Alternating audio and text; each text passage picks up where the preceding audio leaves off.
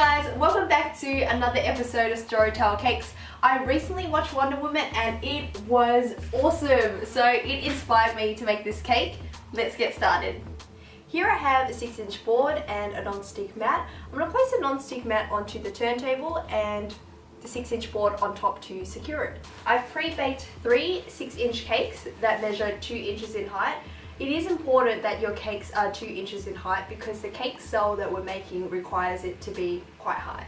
For the inside of the cake, we're going to coat it with some delicious Nutella buttercream. On the outside of the cake, I'm going to frost it with some chocolate ganache. The recipe will be in the description box below. Apply ganache onto the cake board to help secure the cake and fill it with some delicious Nutella buttercream.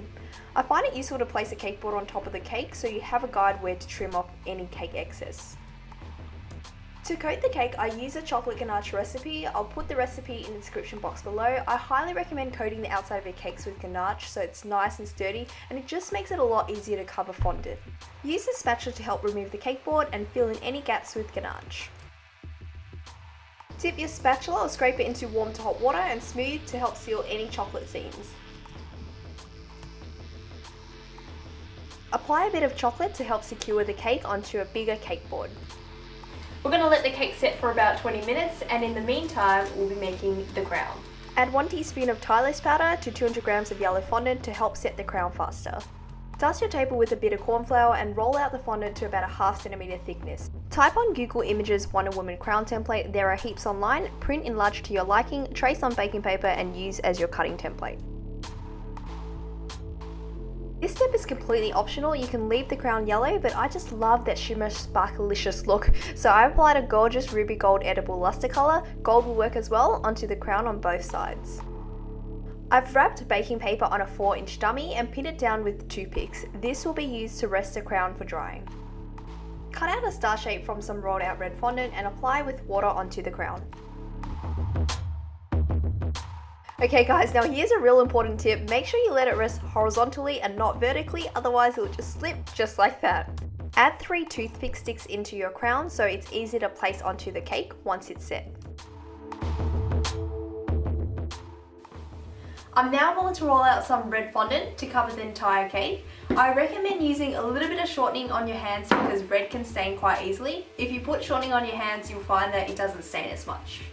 Dust your table with a bit of corn flour. You could even use shortening and roll out the fondant to about a ½ centimeter thickness. Apply a little bit of corn flour onto the fondant so when you roll it onto the rolling pin, it won't stick. I'm now placing the fondant onto the cake. I noticed I rolled it a bit too early, so I quickly moved the fondant to the center. Make sure you seal the top edges first and work your way down and then trim off any excess with a sharp knife. Use a fondant smoother to help smooth down any excess to the board. This is a little cool trick to get sharp edges. Place a larger cake board on top of the cake and use a fondant smoother to smooth it out. Roll and trim out blue fondant, apply water onto the cake, wrap the fondant around the cake 3/4 way up, and then you can use a knife and scissors to trim off any excess.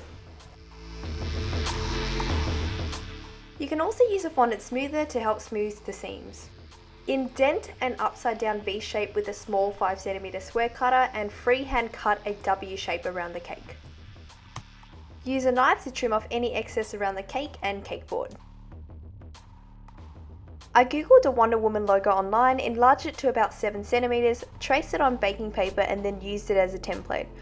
I then added a touch of golden shimmer for that shiny, gorgeous look. Apply a bit of water to the back of the logo to help place it onto the cake.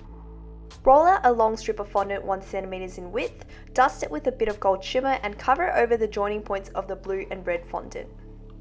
Use your fingers to sharpen up the corners and an X-Acto knife to neaten it up.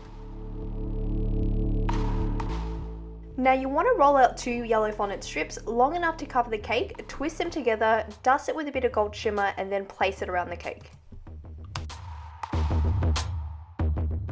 So the next step you want to do is roll out some white fondant and use a small star cutter to cut out some stars.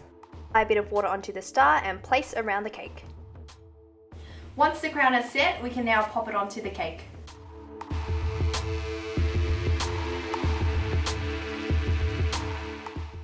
Yay! Ta-da! Thanks for watching guys, I hope you enjoyed this tutorial. You can be the hero at the party by making this cake. If you do happen to make it, hashtag Storytale Cakes on Facebook or Instagram. Happy baking, please subscribe, and I'll see you soon.